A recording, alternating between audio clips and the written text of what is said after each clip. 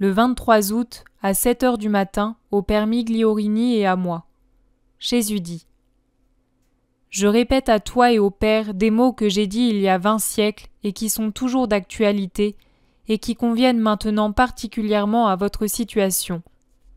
Si vous observez mes commandements, vous persévérerez dans mon amour. Je vous ai dit ces choses pour que ma joie soit en vous et que ma joie soit complète.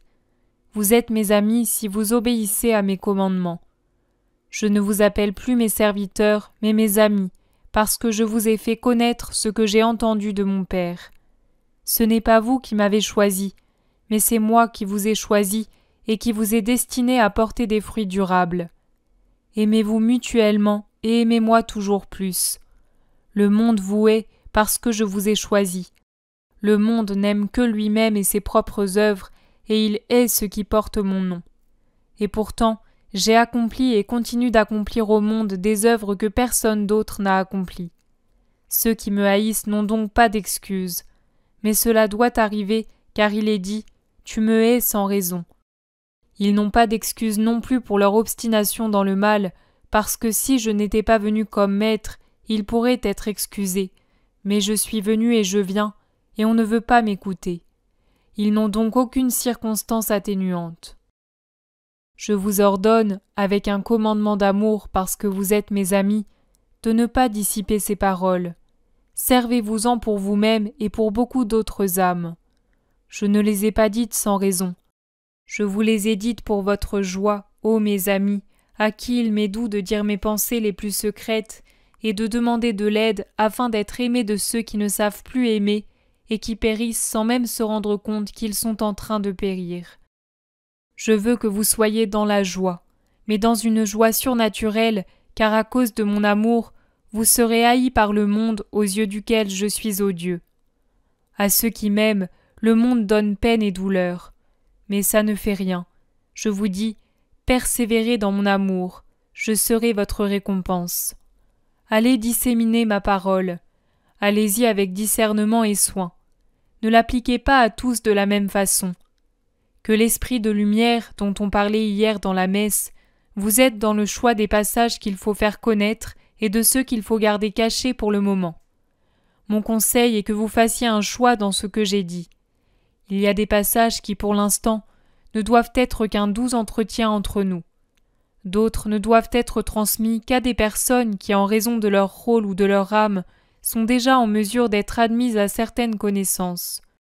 D'autres passages peuvent être dits et diffusés au plus grand nombre des âmes. Mes paroles sont toutes saintes, mais les foules ne le sont pas. Il est donc essentiel que vous soyez prudents comme des serpents, pour éviter les anneaux insidieux du grand serpent qu'est l'esprit du monde, lequel étouffe et empoisonne ce qui est bon, ou le détourne de façon à ce que le bien serve de prétexte au mal.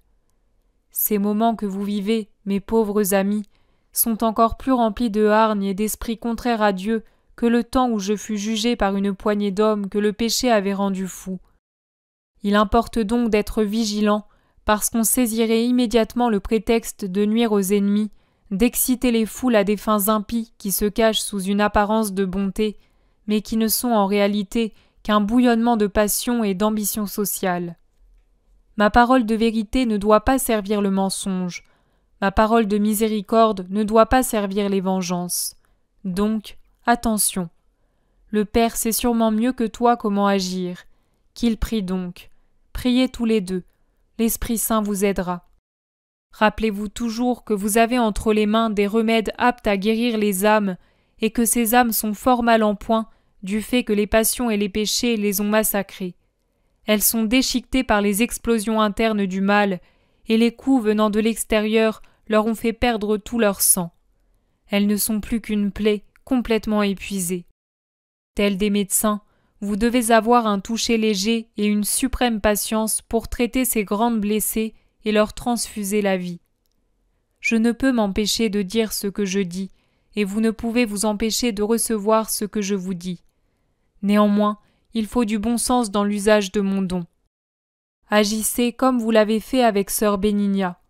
Non une diffusion ouverte et retentissante, mais une lente expansion toujours plus vaste et qui reste sans nom. et cela pour protéger ton esprit que l'orgueil pourrait troubler, et ta personne qui n'a pas besoin d'autres agitations.